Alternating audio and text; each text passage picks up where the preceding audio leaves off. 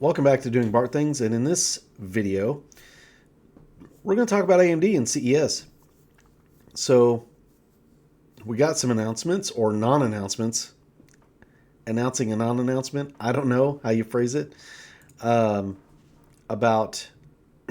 RDNA 4. We got some CPU information. We got like laptop and mobile stuff. I'm not really going to cover that. It's interesting, some of it, but one thing I'll come out and tell you right off the bat is Dell is going to partner with AMD, which is pretty big. Like the fact they're able to get Dell, because Dell's been an Intel holdout forever. So I thought that was interesting. That literally they walked out on stage and said, yes, we're going to use some AMD products. For them to just be so boldly do that, that's probably a good sign for the CPU business anyway. But what I want to talk about is the non-announcement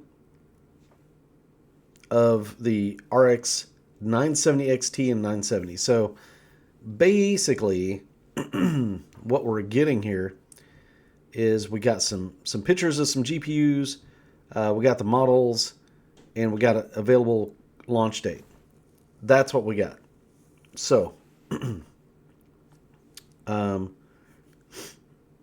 they did basically say, yeah, these are the cards. These are all our partner cards. I believe this card right here, these two cards in the middle are probably, I don't know if my mouse is coming up there. Yeah, these two cards in the middle, like this is probably the 9700 XT AMD version, and then that's probably the 9070. So 9070 XT, 9070 is my guess, right? I'm just taking a stab at this. All right. It's pretty obvious. Like this is up here is the Sapphire card. I think someone said this might be the XFX card, which is interesting. You got probably the power color here. This is the Gigabyte card. Not totally sure who this is. That's the tough card. Was it Yeston? I think is probably that one. This one may be Acer, maybe. I'm not sure. That one may be Acer. Anyway, so these are all the partner cards. Probably going to be ready to go, at launch, right? The crazy thing is, and yeah, we got the numbers here. Okay, so yeah, here's the number of what they think it is. So they showed this. Okay, I want to be clear. They showed this. They gave this bit of information because obviously at CES, the board partners, the people making these cards are going to want to display them, right? So where's their products? I mean, PowerColor and Sapphire, why would they even show up to CES if they don't have video cards to show off, right?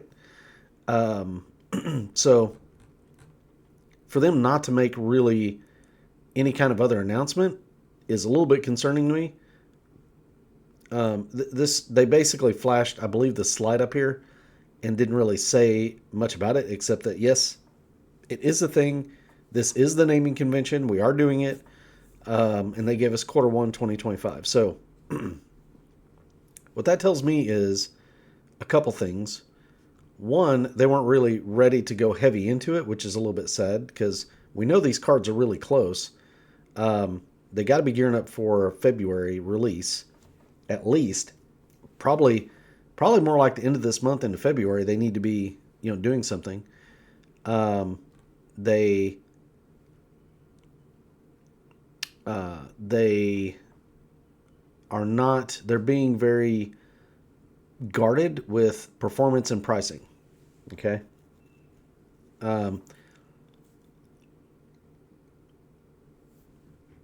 That tells me, it's going to perform kind of in the range we thought. You've got anything from a 7800 XT to 7900 XT pretty much in range. The 7900 XTX, at least in raster, is going to be a little bit out of their range with this, more than likely. But from another video, they mentioned that all the leaks are pretty much inaccurate. Like it's going to perform differently than what all the leaks are about. And in the same conversation, they said that the 7900 XT, the 7800 XT, the 7900 GRE, that the price to performance initially for some of these cards wasn't quite there, blah blah blah. So they're obviously targeting that upper mid-range market with these, which makes sense. It's what we've kind of expected. So I don't know, again, we don't know, right? There's no, they're kind of making the claim that the drivers may have been early drivers. There might be some engineering samples out there, that sort of deal. They're basically claiming that a lot of the information that we've gotten so far has been inaccurate. I am not so sure. It's a little bit weird that they would not actually give us any performance. Maybe there's some more to wring out of it, which would be great. Obviously we want more performance, and if it takes them a little bit longer to release it to give us that extra little bit of performance, it's probably worth the wait, especially if they get their drivers tuned and all that stuff. So interesting to hear and see. A little bit frustrating that they didn't release more, and they didn't really talk about it. It wasn't really talked about in the actual presentation, which gives me a little bit of pause, right? Now, one thing that we figured out, at least from this rendering from Asus, three 8-pins. So, if anybody was wondering if there's going to be an 8-pin model or something, here you go.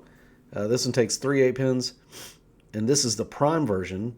So I'm guessing that the Tough version will also take 3 pins, obviously, because the Prime is supposed to be a little notch up on the Prime, or the Tough is supposed to be a notch above the Prime. So it's probably going to get 3 8-pins as well. Moving on from video cards, and these are just the Tough ones. They got some more pictures, obviously, of these guys. Hopefully, as CES bears on, we'll get some more info here and there. But yeah, they're out there. So anyway, let's move on to CPUs real quick. AMD did kind of the same thing with CPUs a little bit. We are getting a 9950 X3D and a 9900 X3D. They will be 170 watt TDP parts, so there's not going to be this undervolting or undervolting is underpowered to make sure that your CPUs aren't getting cooked by having the Vcache on top, because obviously they've improved that kind of stuff. The 9900X will have a 5.5 gigahertz clock, 5.7 on the 9950 X3D. I mean, this is kind of what we expected. They already announced a little while back, or somebody found out, that the Vcache is only going to be on one chiplet, which I think is a mistake. I'd like to see Vcache on both of them. Maybe that's just me. Obviously, it would increase price a little bit, but it just would make sense, I think.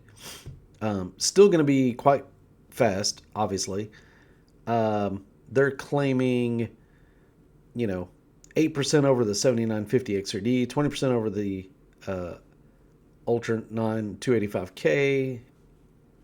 I mean, okay, we'll see when the benchmarks come out. Noted for now. One thing that they didn't mention is price. We got no MSRPs. So it's going to be just right for their wallet, not yours, is what I'm guessing. Especially considering the 9800 X3D came out at $479. It's not going to be a cheap ride, I don't think. They need to price things better. They really do. They're coming out with these really high prices and then knocking money off. And it just makes them look like you're just trying to do a money grab. Why should I buy one now and just not just wait? It's kind of silly sometimes. The thing I'm going to warn anybody who is looking to these chips is, since Vcache is only on one chiplet, okay, so only 6 or 8 cores is going to get the Vcache. That means that in order for that to be used in a game, because of the way Windows schedules things, you're going to have to park half of the cores. Okay, park means basically like shut off. So it's a little bit weird because that basically is going to turn your 9950 X3D into a 9800 X3D, maybe with a better yield, something that clock a little higher. But you know what I'm saying? It's kind of, I don't really like it. I think that they could do better with that. But it is what it is. It's still going to perform well, but there's more monkeying around that you're going to have to do probably to get it to work right. And I don't like that. I think that's not a great thing for a buyer. But if you're looking for creme de la creme, that's probably going to be it. I mean, the 9800 X3D is going to be close to it, really close. And for the extra money, I don't see the point in stepping up because this thing's going to be $700, right? They're going to price it $699 all day. The 9900 X3D, I don't know. My guess is like 550. If I had to wager, I think they'll price it significantly down off of that because the 12 cores don't sell as well as the others. So that may be something to keep an eye on.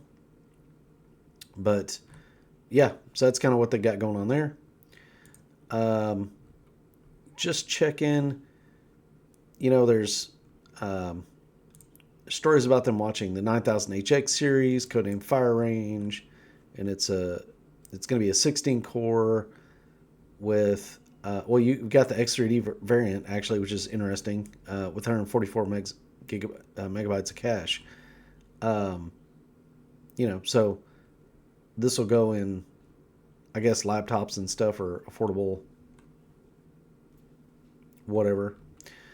But I really thought these were kind of the main stories. Those planning on looking at the 9070 XT, you will have potentially 3 8-pin powers to deal with. I'm assuming to go down from there, so your 9070 non-XT variant probably only has 2, I would guess. As this is probably that bigger 300 and something watt, you know, card versus the 260 watts of the 9070. In another video from, I guess it was Hardware Unboxed, they actually got in on an AMD Q&A about the video cards. And while they're not really returning any performance data or anything, one thing they did say is that AMD is very conscious of price to performance versus NVIDIA. So that is good. Like they're talking about, I think, the most important thing, which is, you know, performance is going to be what it is, right? We're going to do our best to eke out what we think we can get out of it. Make sure that, you know, they talked about making sure the drivers were good, which is also a really good sign. There's FSR4 is coming, and it sounds like it is only going to be on the 9070s and 9060s, wherever, if they come out with them, which is, I was waiting for that because there's hardware in these cards that will actually be used for that. So I'm really thinking, I don't know if FSR4 is going to be backward compatible. If it is, it'll be in some stripped down mode. There'll be a feature of it that's not enabled for those older cards, right? Because you have a hardware thing here that is using that. So just keep that in mind before everybody's up in arms. Like, it's not like NVIDIA where it was a software implementation only, doesn't fully, you know, and you could actually use it on previous gens, and NVIDIA's like, hell no. You know, we're going to make you buy our new card. So that doesn't quite sound like that's the case here, but I could be wrong. I think that's about it. Like, that's sort of what we know for now. More details will be coming pretty soon, I think, on these. I am both a little cautiously optimistic, but then also a little bit concerned. I am concerned that it didn't take a bigger part of their announcement, because that tells me that maybe they didn't want to announce this next to NVIDIA GPUs. Maybe they're playing a game of, I want to see what yours costs before I price mine. Maybe they are, you know, in this obvious situation where if NVIDIA releases the 5070 Ti at a low price, then, you know, AMD is going to look foolish releasing this card at the price it's supposed to be at. So you could be worried about that. It's really hard to say, but there's some more gamemanship, I think, going on here than maybe in past launches. But I don't know if that's a good thing or not. It's part of my problem. So, you know, we'll wait and see. Anyway, guys, thank you for joining me for this episode. I'm sorry I didn't have more details. They just didn't release more details. You know, it's better that we have this, I think, than rumor mill. You know, we know what it's going to be called now. We know when it's going to be available. It's saying Q1. We can see all the partner cards, so we kind of get an idea of that. We know the 8 pins are going to be in effect, at least for Asus. We know that they're working on drivers, they're working on pricing, and they're working on performance. And those are 3 things that we'll just have to wait and see what happens. Hopefully in the next video, I'm going to get to do some NVIDIA stuff. We're still waiting for them. Still waiting for that to, you know, get kind of published out there where we can talk about it. Maybe go watch a video or 2 and kind of get brushed up before I give any opinions. But other than that, thank you for joining this decidedly lower in production. Leave a like and subscribe if you would for more. And we'll be seeing you in the next one.